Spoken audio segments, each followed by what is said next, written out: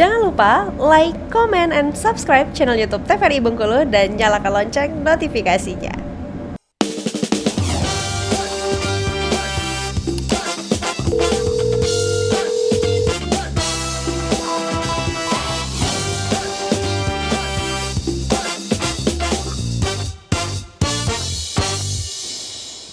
Baik pemirsa, terima kasih Anda kembali menyaksikan Dokter Kita. Masih dengan tema kita hari ini membahas mengenai anxiety disorder. Kita kembali ke Dokter Eni dan juga Dokter Elsa nih. Kalau OCD kayaknya sebenarnya banyak terjadi pada masyarakat ya dokter ya. Ini lebih ke OCD ini dalam artian mereka tuh perfeksionis, sudah bisa dipastikan mereka perfeksionis atau bagaimana sih Dokter Reni? Iya benar. Jadi kalau orang-orang dengan OCD itu pasti mereka perfeksionis. Tapi belum tentu orang perfeksionis dia OCD ya. Tapi kalau orang dengan OCD pasti perfeksionis banget. Yang kayak tadi ya dok, yang kayak dokter Elsa bilang sebelumnya, kalau orang-orang dengan OCD itu dia tahu semua tata letak. Misalnya dia punya meja belajar, dia tahu semua gimana tata letak meja belajarnya dia. Berpindah aja sedikit atau kemiringannya berpindah aja dia udah yang risih gitu. Udah kayak yang, kok ini kayak gini ya gitu kan. Padahal nggak kayak gini deh perasaan bentuknya. Mulai tuh dibolak-balik, diputar-putar sampai kemiringan yang diharapkan. Padahal kayak bunga ini kan bentuknya gini-gini doang ya, mau dimiringkan gimana gitu kan buat jadi yang seperfect yang dia harapin. Ini dia kesal atau marah atau bagaimana biasanya kalau memang tidak sesuai dengan keinginan dia, Dokter Elsa? Iya, intinya dia mengganggu ya. Dia tuh merasa sesuatu yang tidak sesuai dengan yang dia inginkan atau sesuatu yang tidak sesuai porsinya dia gitu, itu sangat mengganggunya. Akhirnya dia tidak bisa melanjutkan aktivitasnya untuk selanjutnya. Dia akan berhenti di aktivitas yang menurut dia yang belum perfect tadi. Dia akan mengulangi kegiatan itu sampai dianya merasa puas, baru dia akan melanjutkan kegiatan dia yang selanjutnya.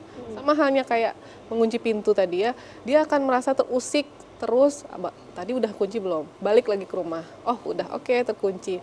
Pergi lagi ke kampus misalnya, berpikiran yang sama, udah terkunci belum? Sampai dia merasa puas sendiri, dan kategori puas itu tergantung dari tingkat OCD seseorang masing-masing. Artinya ini sangat mengganggu ya dok? Betul, sangat mengganggu. Orang OCD itu sebenarnya kasihan, cuman mereka memang kayaknya ada kelainan impuls yang mereka terima, jadi memang mereka sendiri yang bisa mengendalikannya gitu. Di samping dengan harus dibantu, orang-orang yang seperti itu harus mendapatkan pertolongan, terutama pertolongan dengan spesialis jiwa ya. Artinya kepuasan itu mereka dapatkan ketika mereka sudah puas sendiri ya dokter ya, tidak ada takarannya. Oke. Semakin menarik ya, ternyata ada ya gitu ya. Ada yang kayak gini, itu banyak banget, siapa lagi yang OCD ya dok, OCD itu banyak banget. Saya lanjutin berarti. Oke dokter, silakan dilanjutkan. Oke. Jadi intinya kita bahas yang di bawah deh. Pada beberapa titik selama perjalanan untuk kelainan orang-orang OCD, dia harus menyadari bahwa obsesi dan kompulsi mereka itu terjadi berlebihan. Nggak ada alasannya dan menyebabkan tekanan yang jelas, menghabiskan waktu yang kayak dijelasin oleh Dokter Elsa tadi. Pekerjaan kita ibaratnya kita kerja 8 jam ada di kantor, gara-gara OCD itu berkurang, jadinya kerjaan yang harusnya selesai harus dilemburin lagi gitu-gitu tuh biasanya. Artinya memang ini mengganggu sekali. Mengganggu ya? banget, dan pola-pola itu dia bisa ngabisin waktu lebih kurang sejam per hari buat ngelakuin hal-hal berulang yang menurut kita ngapain sih gitu kan. Tapi menurut mereka ya sampai mereka puas, kayak Dokter Elsa bilang, kalau mereka belum puas ya belum selesai dong yang mereka inginkan gitu. Dan ini akhirnya mengganggu rutinitas normal, fungsi-fungsi bekerja, atau misalnya kalau pada mahasiswa atau pelajar dia ganggu proses belajarnya, aktivitas sosial dan relasi dengan orang-orang sekitar pun akhirnya menjadi terganggu gitu kan. Dan kadang kan orang-orang di sekitar jadi juga ikutan risih ya dengan perlakuan teman-temannya yang kayak gini biasanya. Oke. Nah, yang terakhir adalah gangguan terkait dengan trauma. Ada kita kenal dengan ASD atau PTSD. Biasanya kalau misalnya sering nonton drama-drama Korea itu kan sering ya ada yang dokter-dokter yang misalnya dengan PTSD nih, dengan gangguan stres pasca traumatik gitu kan. Jadi dianya merasakan adanya kondisi yang terjadi akibat kejadian-kejadian trauma di masa lalu. Nah, traumanya itu bisa apa? Bisa nih misalnya karena proses bencana alam. Misalnya tadi ya kayak misalnya kalau misalnya seorang tenaga kesehatan dia gagal nyelamatin pasien yang ada di depan matanya sampai melihat pasien itu pun meninggal di hadapannya. Nah, itu kan gangguan stres ya. Ketika dia menghadapi bencana yang sama, biasanya dia akan mengingat kembali kejadian di masa yang lalu. Dan itu akan membuat dia merasakan serangan yang luar biasa. Jadi bisa sampai panik, sesak, sampai pingsan, keringat dingin, gemeteran yang hebat banget. Sampai nggak bisa melakukan aktivitas yang biasa dia lakukan sehari-hari. Tuh.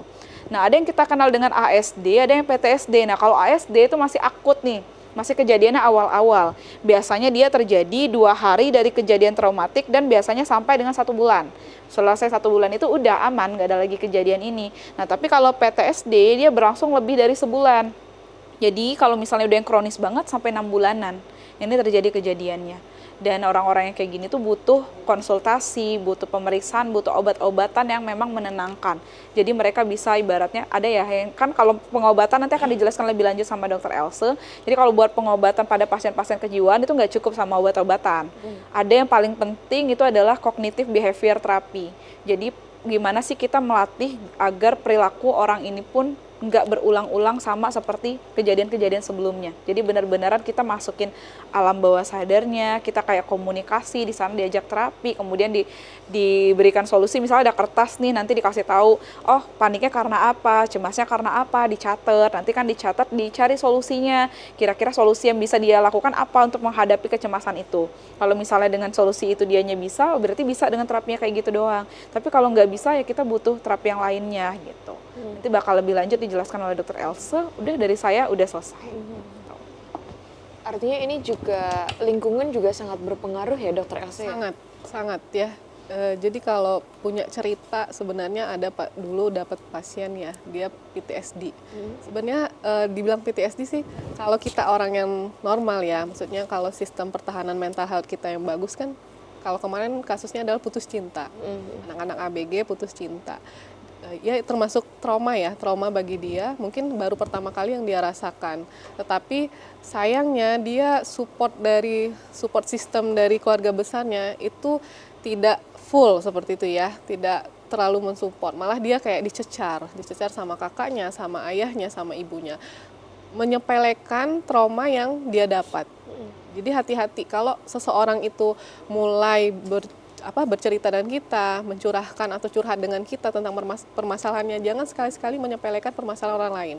Karena tingkat stres, tingkat mental health seseorang itu tidak bisa terukur. Mungkin bagi saya putus cinta itu adalah hal yang sepele, nanti kita cari lagi yang lain. Tapi mungkin menurut Mbak Helda itu adalah sesuatu yang sangat besar. Betul. Jadi sangat perlu dukungan kalau memang ada sudah yang punya masalah seperti itu, ayo diayomi, ayo didengarkan dulu, ayo carikan solusi untuk orang tersebut. Karena yang paling bahaya tuh mereka bisa sampai bunuh diri. Benar. Jadi Yang pasien paling bahaya. yang ABG itu saking dianya tidak tercurahkan kayak stresnya itu, cemas dulu kayak gitu ya. Jadi udah lewat 2 minggu, udah masuk fase depresi, udah dibiarkan sampai sebulan, dia sampai ada percobaan bunuh diri untuk meminum Baygon. Nah, untungnya tidak sampai terminumlah Baygon itu sudah terlihat oleh ibunya. Yang bahkan sampai sayat-sayat tangan itu ya? Benar, karena kalau dibilang banyak ya yang bilang kalau anak milenial sekarang itu mental health-nya agak kurang kayak gitu ya. Mungkin kita nggak tahu, mungkin karena sekarang digitalisasi yang sudah semakin gimana-gimana, kita kan nggak tahu seperti itu. Oke, akan kita bahas lagi pemirsa, sangat menarik setelah jeda pariwara berikut ini. Jangan kemana-mana, tetap saksikan Dokter Kito bersama Kita Sehat.